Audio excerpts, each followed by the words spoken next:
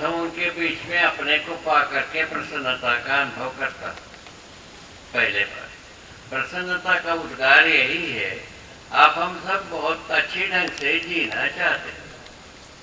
सभी ये जितने भी हम प्रस्तुत हुए हैं सब ऐसा चाहते हैं, हम बहुत अच्छे ढंग से जीना चाहते हैं। अच्छा ढंग का क्या चीज है उसके बारे में थोड़ा सा शोध करना विभिन्न प्रकार के आयु वर्ग में होते आया, अभी तक होते ही आया।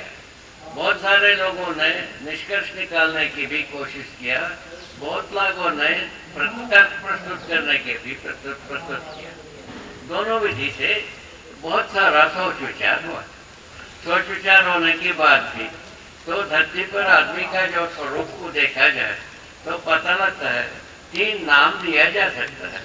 एक ज्ञानी होते हैं, एक ज्ञानी मानते हैं, कोई अज्ञानी मानते हैं, कोई विज्ञानी मानते हैं। ऐसा 3 प्रकार के आदमी जात को पहचाना जा सकता है। जिसे कोई अज्ञानी मानते हैं वो भी किसी आयु के बाद अपने को ज्ञानी मानते हैं। ज्ञानी तो कुछ पहले से मानते होंगे, किंतु अज्ञानी भी किसी आयु वर्ग के बाद अपने को ज्ञानी मान ही लेता है। इसी प्रकार विज्ञानी तो पहले से ही माने हुए हैं। इस तरह से तीनों मिलकर के जो कुछ भी किया अच्छा मान करके ही किया। आज तक कुछ भी किया अच्छा मान के किया, उसका फल परिणाम जो है ना अच्छा हुआ या नहीं हुआ उसके बारे में सोचने जाते हैं। पता लगता है कुछ अच्छा भी हुआ है, कुछ बुरा भी हुआ, ऐसा माना है। तो क्या बुरा क्या हुआ? पता लगा धरती बीमार हो गया, मानव में दूरियां बढ़ गई, जैसा पीढ़ी से पीढ़ी में दूरी बढ़ गई। तो उसके बाद जो ना तीसरा हुआ, हमारा वो जो प्रवृत्तियां जो है सुविधा संग्रह में लिप्त हो गई। ज्ञानी का भी सुविधा संग्रह में ही ध्यान है, विज्ञानी का भी वही है, अज्ञानी का भी वही, प्रवृत्ति वहाँ है। ऐसा आकलित होता है। इसको यदि अपन सोचें इसको क्या किया जाए, ये सब होते हुए क्या हुआ? धरती बीमार हो गई। धरती बीमार होने से क्या प्रयोजन? प्रयोजन ये आगे पीढ़ी कहाँ रहेगा, ये प्रश्न आता है। यदि हम अपने को आगे पीढ़ी को स्वस्थ रखना है, धरती को बीमार होने से बीमार होने का कारण समझना पड़ेगा। वो कारणों में जो बीमार होने का कारणों में यदि अपने से जो भड़काने का, अपन उस अपराध से छूटने का उपाय को सोचना होगा। यही बात बनता है। इस मुद्दे पर हमको कुछ कहने के लिए कहा गया है, ये हम समझ आप सब लोगों का सहमति इसमें होगी। इस सहमति की कल्पना के आधार पर मैं प्रस्तुत होना चाहते हैं कि मैं अपने एक शरीर यात्रा का शुरुआत एक वो वेद मूर्ति परिवार से हुई। जो हमारे पूर्वज सब वेद मूर्ति रहे, तो उन परिवार में होने के फलस्वरूप हमारा पलने से ही वेद, उपनिषद और वेदांत को ही सुनते रहे। पलने से वो सब हो सुनते स्वाभाविक है, कुछ तो स्वीकृति होती है, कुछ अस्वीकृति होती है, सब में होता ही है। ऐसे ही मुझमें भी होगा। होते होते अंततोगत्वा हम वेद विचार के बारे में अच्छी तरह से समझने की एक बार प्रयत्न किए। ये हमारा रहा होगा 12 वर्ष की आयु। 12 वर्ष की आयु से वेद विचार की गहराई को समझने की शुरू किया। 22 वर्ष तक निष्कर्ष निकाला। 10 वर्ष में पूरा के पूरा में यह हुआ वेद विचार क्या कहता है। वेद का सार उपनिषद, 108 उपनिषद, उनका सार बात क्या है वो समझ में आया। उसका सार बात है वेदांत। वेदांत का सार बात क्या है उसको समझा। उसको समझने पर यह पता चला तो वेदांत में ये निष्कर्ष निकलती है, तो ब्रह्म ही सत्य है, ब्रह्म ही ज्ञान है, ब्रह्म ही आनंद, ऐसा कहता भाषा के रूप। वो उसके बाद कहते हैं ब्रह्म व्यापक। व्यापक क्या है पूछा तो उसके लिए क्या कहता है, व्यापक में समाई रहती है, ऐसा कहता है। कैसा उसका उदाहरण दिया है, सोना, सोने में व्यापक, चांदी चांदी में व्यापक है, लोहा लोहा में व्यापक है, ऐसा वो इसमें हमको कुछ समझ में नहीं आया। उसके बाद वो कहते हैं ब्रह्म से जीव जगत पैदा हुआ। जगत पैदा होने के बाद एक उपनिषद में पूरा लिखा हुआ है। उसके बाद जीवित पैदा होने के बारे में लिखा है ब्रह्म का परछाई माया पर पड़े। वेद का स्वीकृति है माया और ब्रह्म दो चीज होते हैं। माया जो है ना, माया का क्या मतलब है पूछा, शंकराचार्य जी ने उसका उसका व्याख्या दिया है, अघटित घटना पटीयसी, ये नाम ये लिखा है, अघटित घटना पटीयसी, जो घटना कभी घटी ही नहीं है ऐसे घटनाओं को घटित करता है, यही माया है, ऐसा वो कहते हैं। इस प्रकार की भाषा के रूप में हम बहुत सारे सुना, तो वो क्या चीज होगा वो हमको पता नहीं लगा। और तो गति ये हुई तो ब्रह्म ही से ही जीव पैदा हुआ, पैदा प्रकट हुआ या पैदा हुआ लिखते हैं, और जगत भी पैदा। जगत के बारे में वो कहते हैं कि पंचभूतों को जगत कहते हैं। सर्वप्रथम आकाश तत्व को एक तत्व मानते हैं। ब्रह्म से आकाश पैदा हुआ, आकाश से वायु पैदा होगा, वायु से अग्नि पैदा होगा, अग्नि से जल पैदा हुआ, जल से पृथ्वी पैदा हुआ। ऐसा ये पंच तत्वों को बताते मान लिया, इसमें भी कोई किसी का तकलीफ नहीं रहा। उसके बाद वो कहते हैं ब्रह्म का परछाई पड़ने से माया पर जीवों का उत्पत्ति हुई, अनंत जीवों का। अनंत जीवों का मतलब है कि राम थोड़ा सब हो सकता है या नहीं भी हो सकता है, जो कुछ भी हो उसमें कोई व्याख्या नहीं है। तो अनंत जीवों का उत्पत्ति हुई। अनंत जीवों का उत्पत्ति होने का ब्रह्म ही वह उनके आत्मा में, आत्मा के रूप में, जीवों की आत्मा के रूप में बैठे, ऐसा लिखा हुआ। उसके बाद एक बार जो शास्त्रज्ञ और ब्रह्मवादी इन दोनों के बीच में एक संवाद हुई। वो जनक के समय में एक राजा जनक की बात कहते हैं, जो सीता जी का पिताजी माना जाता है। उनके समय में तो याज्ञवल्क्य जी के द्वारा एक ब्रह्म विद्या शिविर लगती है, उसका संवाद बताइए। उस संवाद में ये कहा है, तो सर्वप्रथम याज्ञवल्क्य जी ब्रह्म से ही सारा संसार पैदा हुआ है, ब्रह्म में विलय हो जाएगी, ऐसा उन्होंने बताया। होता होगा, क्या करते, कोई आपत्ति नहीं, ब्रह्म ही परम सत्य है। हाँ ठीक है, सत्य है, क्या करें। तो सत्य को समझना मुश्किल है, भाषा सुनना तो बहुत सुलभ है। ऐसा बात उस समय की बात चली। उसके बाद जो सत्य ज्ञानम अनंतम ब्रह्म, इसको प्रतिपादित किया था उन्होंने, कहा कोई आपत्ति नहीं। उसके बाद जीवों के हृदय में आत्मा के रूप में बैठ गए, बताया तो ये जो शास्त्र के नहीं पूछा, तो ये बाबा तुमने कहा था भाग विभाग नहीं होता है, तो जीवों के हृदय में बैठा है तो भाग विभाग हो गया। ऐसा शब्द के रूप में ऐसे बोध होता है, ऐसा कहा। तो उन्होंने कहा कि तुम लोग नास्तिक हो, ये तीन हो, और शाप दे दूंगा। उसके बाद याज्ञवल्क्य जी से उन्होंने माफी मांगा, कहा यह शाप से क्या होता है। उस याज्ञवल्क्य जी ने उनको बताया तुम्हारा खोपड़ी फूट जाएगा। तो उतनी ही बात है, हमको सोच लेते हैं खोपड़ी पड़वाना है कि नहीं पड़वाना, थोड़ा सा समय के बाद बताएंगे। उसके बाद 1-2 घंटे के बाद जब मिलते हैं तो बताया बाबा तुम्हारे बात में हमारा शंका सब समाप्त हो गया। वो भाषा में लिखा है, याज्ञवल्क्य जी बोलते हैं जैसा बरसात में मेढक जैसा करार मरार करता है, अभी तक तुम ऐसा करते रहे, तुम्हारा शंका काहे को चले गए, ऐसा पूछा। तो वहाँ शास्त्रज्ञों ने कहा है कि भाई तुमसे सिर को बढ़वाना नहीं है, इसीलिए सब शंका करा, ऐसा लिखा। तो अंत में उस अभियान का नाम, उस अभियान का अंतिम अक्षर में ये लिखा है, शेषम कोपेण पूरयेत। तो अंत इस बात से हुई, नाराजगी से ये अभियान पूरा हुआ, ऐसा लिखा है। और तो इसमें आप क्या निष्कर्ष निकालेंगे हमको समझ में नहीं आया। उसके बाद ये बात आई तो सत्य, उसके बाद तीसरा लाइन में ये लिखा है ब्रह्म सत्य जगत मिथ्या। जीव जगत ब्रह्म से पैदा हुआ और जगत जो पैदा होते हुए ब्रह्म सत्य होगा, जगत मिथ्या हो गया। तो अभी भटका झाड़, ये जो बैठा हुआ है झाड़, सब पौधा, फल, फूल, किसी का भी बीज डालते हैं वही होते हैं। तो ये ब्रह्म से पैदा हुआ मिथ्या कैसा हो गया, मिथ्या कैसा हो गया? ये हमारा प्रश्न का आधार, वेदांत पर प्रश्न का आधार है।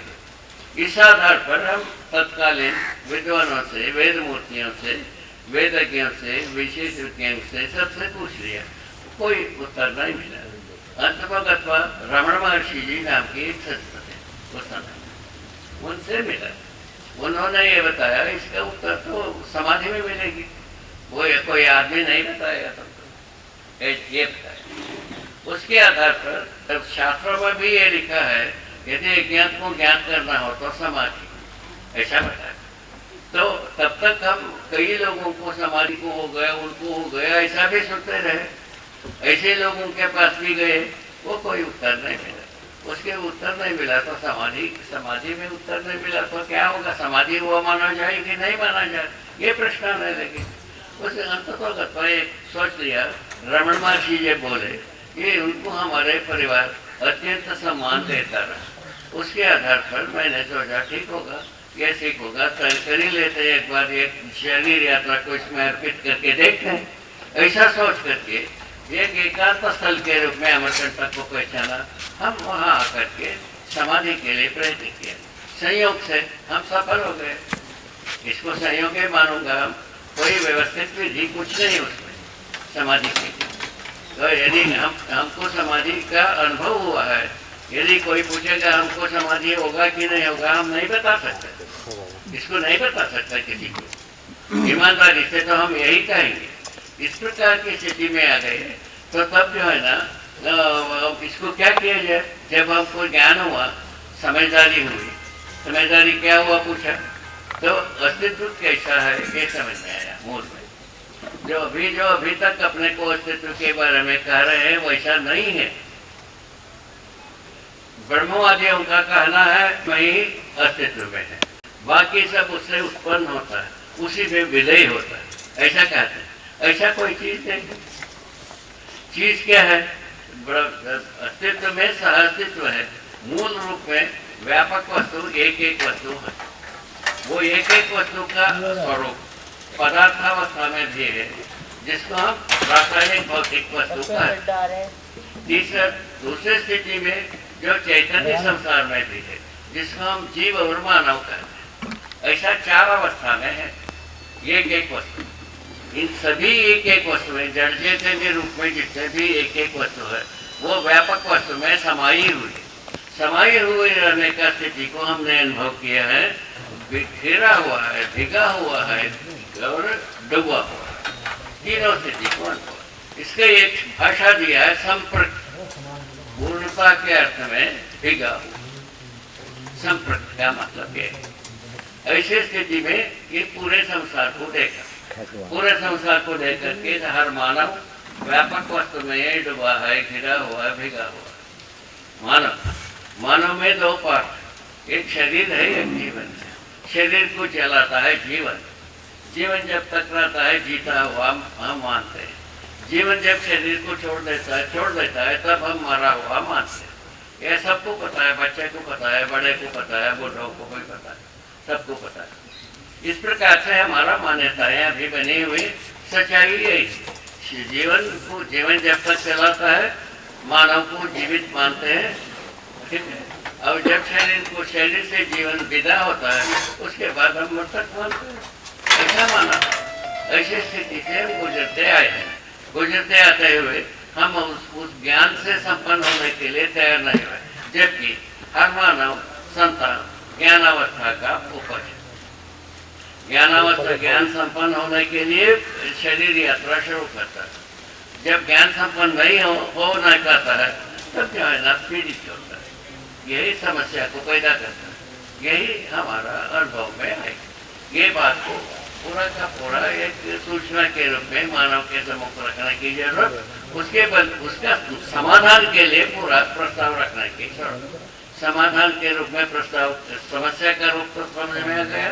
अभी 2 मिनट में, 4 मिनट में, 5 मिनट में जो कुछ भी आपसे विनय किया, इसमें जितना आप लोगों को समझ में आया ठीक है, नहीं समझ में आया तो आप हमसे पूछ सकते हैं जब तक, ठीक है। और उसके बाद समाधान के पक्ष में ये है, जब ये बताया पूरा अस्तित्व जो है ना, सह अस्तित्व है। हमारे ब्रह्मवाद के अनुसार ये को हम ब्रह्म द्वितीय नास्ति, हम ब्रह्म ही अकेले हों, मैं दूसरा कोई होता ही नहीं। तो ये को हम होश्याम, तो हम एक ही हूँ, अनेक रूप में हो जाता। इसीलिए सत्यम ज्ञानम अनंतम ब्रह्म लिखा सूत्रों में लिखा। इन सब का को सुनने के बाद हमको ऐसा लगा कि इसको शोध करने की जरूरत है। जब शोध करने के बाद पता चला कि जो मूल में जो अस्तित्व के बारे में अपन भटके, अस्तित्व जैसा ब्रह्मवाद कहता है वैसा नहीं है। अस्तित्व सह अस्तित्व है, ना कि एक का अंतवाद, एक में अंत होने वाला अथवा एक से पैदा होने वाला बात कोई नहीं है। अस्तित्व सह अस्तित्व है। सह अस्तित्व नित्य प्रकटनशील है, नित्य प्रकट होता रहता है। इससे कैसे प्रकट होता है कुछ है तो व्यापक वस्तु स्वयं में निरपेक्ष ऊर्जा के रूप में। तो जितने भी पदार्थावस्था प्राणावस्था है, उन अवस्थाओं में ऊर्जा के रूप में है। उसके आधार पर कार्य ऊर्जा के को पैदा करता है। हर एक ऊर्जा संपन्न है। कार्य करने के आधार पर कार्य ऊर्जा संपन्न होता है, पैदा करता है। इस ढंग से जो पदार्थावस्था से लेकर प्राणावस्था, जीवावस्था, ज्ञानावस्था तक की परमाणु रूप में तो क्रिया श्रम गति परिणाम नाम की चीज होती है, जिनके परिणामस्वरूप शब्द होता है, ऊष्मा होता है, विद्युत होता है। इन तीनों प्रकार की ऊर्जा को तैयार करता है हर एक परमाणु से ही व्यवस्था का स्वरूप शुरू होती है। परमाणु को पहले में भी कोई व्यवस्था नहीं और परमाणु के बाद में मूल व्यवस्था नहीं, सम्मिलित व्यवस्था। परमाणु ही मूल व्यवस्था सह अस्तित्व। ऐसा हमको सब बोध हुआ, समझ में आया। समझ में आने के पश्चात ऐसे जो पदार्थावस्था है वही समर्थ होकर के, समर्थी कैसा है तो धरती जैसा बड़े बड़े रचना के स्वरूप में होने के बाद उसमें यौगिक विधि से इन्हीं परमाणु में किसी अनुपात में मिलकर के रासायनिक संसार को शुरू करना है। रासायनिक संसार को शुरू करने के मूल में सर्वप्रथम पानी तैयार होता है धरती पर।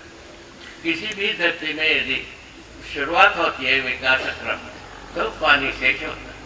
पानी तैयार होने के पश्चात पानी और धरती के युग से अनेक प्रकार की रचनाएं होने लगती हैं। उसी को वनस्पति संसार हम कह रहे हैं। तो ये मूल में परमाणु है। वनस्पति संसार तो एक पूरा का पूरा झाड़, पत्ता, फल, पौधा, ये सब परमाणु है। जबकि पौधे के रूप में होता है जो मट्टी, पत्थर, मणि, धातु के रूप में ना रह करके ये मनुष्य के आहार, पशुओं के आहार, जीवों के आहार के रूप में हो जाता है। इस ढंग से ये बना हुआ प्रयोजन के रूप में। इसके बाद यही नहीं प्राण पोषाएं गुणात्मक परिवर्तन को पा करके जीव शरीर की रचना करते हैं। जीव शरीर की रचना करने के बाद जीवों के आहार पहले से ही तैयार रहता है। तो जीवों के आहार सहित ये धरती प्रस्तुत हो। उसके बाद जब अनेक जीव होने के बाद, जीव संसार समर्थ होने के बाद मानव शरीर किसी न किसी जीव शरीर से निष्पन्न हो भूगोलिक स्थिति। तभी हमारे विज्ञानी लोग कहते हैं कोई एक ही जीव से मानव शरीर पैदा हो, मानव शरीर तैयार हो, ऐसा बंदर के शरीर को मानते हैं। तो हमारा अनुसार ये ऐसा नहीं है। मूल रूप को देखने के बाद हमको ये समझ में आया भौगोलिक स्थिति में किसी जानवर के साथ कोई देश काल में दूसरे जानवर के साथ, तीसरे जानवर के साथ ऐसा आदमी का शरीर निर्माण, उसका परंपरा होने लगी। परंपरा होते हुए सर्वप्रथम जंगल के संसार में जीव जिया, जंगल में मानव ने जिया, उसके बाद गांव में जिया, उसके बाद शहर में भी जी रहे, शहर के परिकल्पना में जीता। ये कुल मिलाकर के मानव का मानसिकता के रूप में बताया। शहर के रूप में जीते समय में विपदा क्या है, संपदा क्या है, तो सुविधा संग्रह संपदा हुई, और इसमें जो है ना काम नहीं करना, धरती को अपराध करना, धरती को तंग करना, धरती को बीमार बनाना, ये कुल मिलाकर के प्रकारांतर से सबके साथ जुड़ा। जैसा ये अभी चल रहा है, ये इसमें जो इलेक्ट्रिसिटी है ये अपराध का फल है, धरती के साथ किया हुआ अपराध का फल। अपराध धरती के साथ क्या होता है पूछा, खनिज कोयला, रेडिएशन पदार्थ, जितने भी विकिरणीय पदार्थ से हम ग्रहण करते हैं, अपहरण करते हैं धरती से, ये धरती के लिए, धरती के साथ अपराध हुआ, फलस्वरूप धरती बीमार हो गई। तो इसका जो ईंधन में प्रयोग करते हैं, ईंधनावशेष स्वयं में, तो ईंधन के रूप में प्रयोग दो प्रकार से है। ईंधन का राख एक बचता है, ईंधन का धुआं एक फैलती है, स्वाभाविक है। इन दोनों विधि से पोल्यूशन है, और ये जितने प्रदूषण आ गए, इन प्रदूषण के चलते अनेक रोग बैठा अलग से आई, वो उसको भोग ही रहे हैं आदमी जब। तो इस ढंग से मानव धरती को तंग करके स्वयं तंग होने वाली परिस्थिति में आए। एक तो ये हुई प्रकृति, उसके बाद धरती को तंग करने के फलस्वरूप में स्वयं मानव कुछ करना नहीं, पाना सब कुछ जगह में आ गया।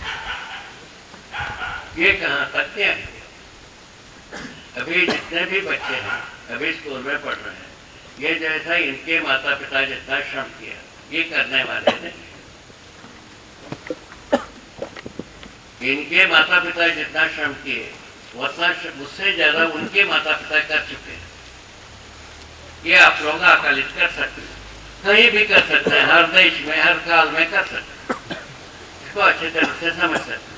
इस तरह से हम जा रहे हैं कहाँ, पतन के ओर जा रहे हैं। क्या मतलब, करना कुछ है, पाना सब कुछ, इस सिद्धांत में जा रहे हैं। इस ढंग से क्या होगा, इस ढंग से हम गलती करेंगे कि सही करेंगे,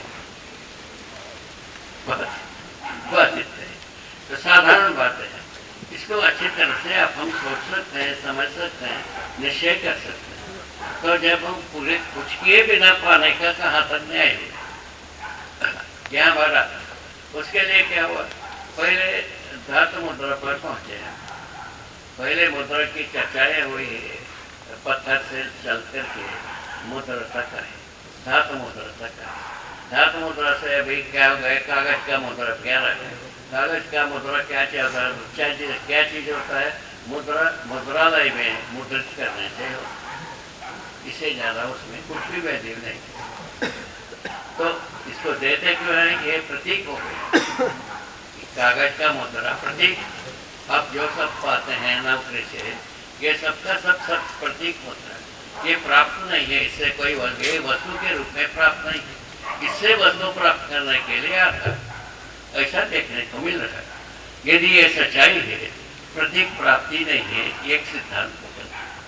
प्रतीक के साथ हम मोहित होना है या प्राप्ति के साथ हम जीना है, उसको तय करना। प्राप्ति के साथ जीना है, कुछ करके पाना है।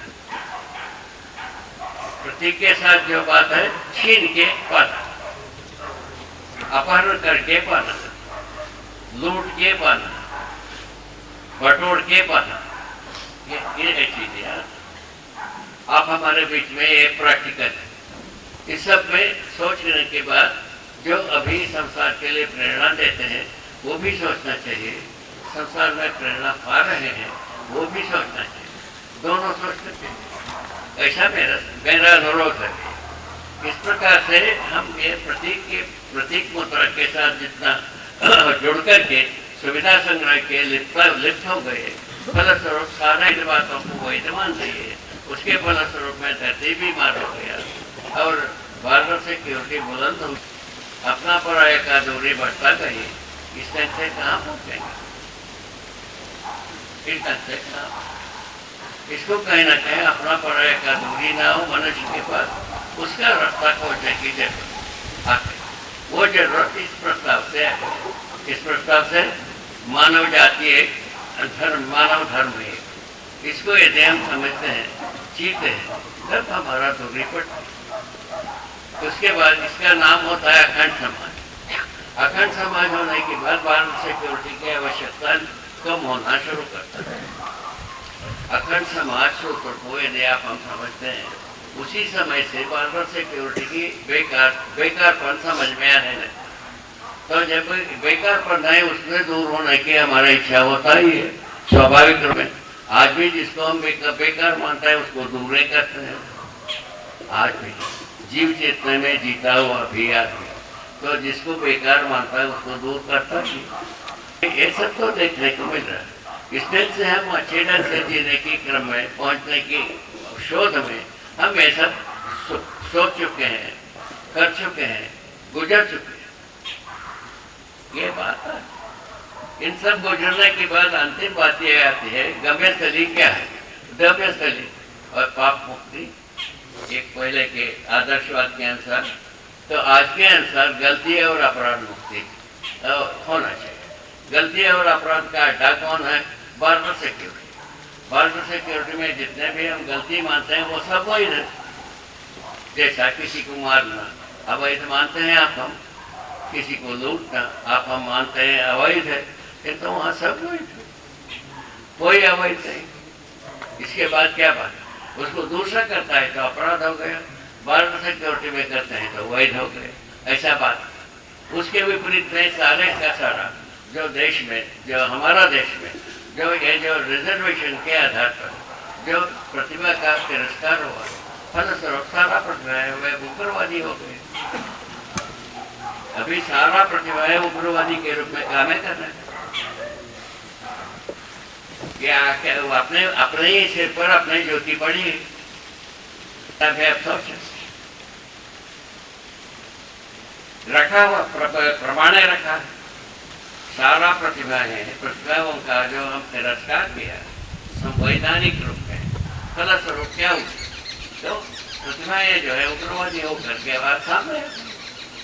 अभी जो है ना, पैसे के बल पर जो है बंदूक मिलता है, सब जगह में बनता है, सही जगह में मिलता है पैसे से, इस ढंग से है। बोलिए अब क्या कर रहे? पैसे से मिलता है, बनता है सही जगह में, नियंत्रित जगह में बनता है, पैसे से मिलता है। इतनी ही बात। कहीं भी संसार में कोई बातें बचा नहीं है। शायद है कुछ दिनों बाद आप सुनेंगे आटम बम सबको मिल रहा है बाजार। इसकी बहुत देरी नहीं है, अब थोड़े ही दिन में इसको आप सुनेंगे।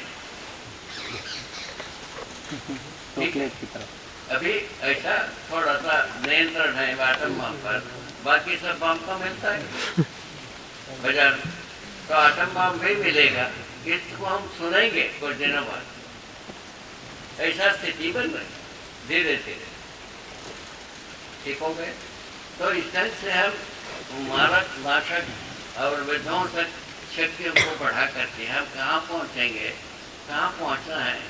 पहुँचना है शांति, मैंने सुख, शांति, संतोष, आनंद स्वरूप में पहुँचना है। समाधान, समृद्धि, अभय, सहस्तित्व में को प्रमाणित करना है। उसकी जगह में हम मारक, विध्वंसक, नाशक प्रक्रिया में से इसमें पहुँच पाएंगे क्या? ये बात को सोचा जा सकता। यदि नहीं हो सकता है तो विकल्प को समझा जाए। विकल्प क्या है? सहस्तित्व को समझना है, सहस्तित्व में विकास क्रम को समझना है, विकास को समझना है, जागृतिक क्रम को समझना है, जागृति को समझना। 5 सूत्र, इन 5 सूत्रों को समझाने के लिए 11 थीसिस लिखा। पहले 5 सूत्र में समझाने गए, किसी को समझ में नहीं आया, उसको 200 सूत्र बनाया, उसके बाद में नहीं हुआ। उसके बाद 11 थीसिस बने, मूल प्रबंध बने, उसमें सब लोग को ये पता चला कि समझ में आ गया। उसको शिक्षा विधा से लोकव्यापीकरण करने के पक्ष में हुई, जिसमें अखंड समाज सार्वभौम व्यवस्था की बात आती। सार्वभौम व्यवस्था परिवार मूलक स्वराज्य व्यवस्था के रूप में प्रकट होता, मानव से प्रकट होना है। ये दूसरे जीवों से नहीं होता, ना पेट से होता, ना जानवर से, मुर्गी से नहीं होता, चींटी से नहीं होता, हाथी से नहीं होता, केवल आदमी से प्रकट होता है। सार्वभौम व्यवस्था देव परिवार मूलक स्वराज्य व्यवस्था के अभी तक की अपना सोचना था अति बलवान, जो अति बलवान हमारा रक्षा करेगा। अति बलवान को हम परमात्मा को माना, ब्रह्म को माना, ईश्वर को माना, इसको हम माना। उसके आधार पर उन्हीं का अवतार रूप में राजा होता है, ऐसा मान करके राजा हमारा रक्षा करेगा। उसने हमारे वेदों में लिखा है वसु के रूप में राजा का अवतार, वसुओं के रूप में राजा का अवतार, ऐसा लिखा है। इन सबको देखने पर अपने को तो समझ में नहीं आता, किसी को समझ में आया हो तो हम सुनने को भी तैयार, ऐसा बात है।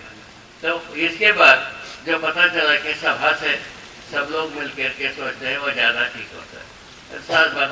सभा में अभी उत्तर प्रदेश की विधानसभा हुआ था, उसमें 212 सीट की बात है।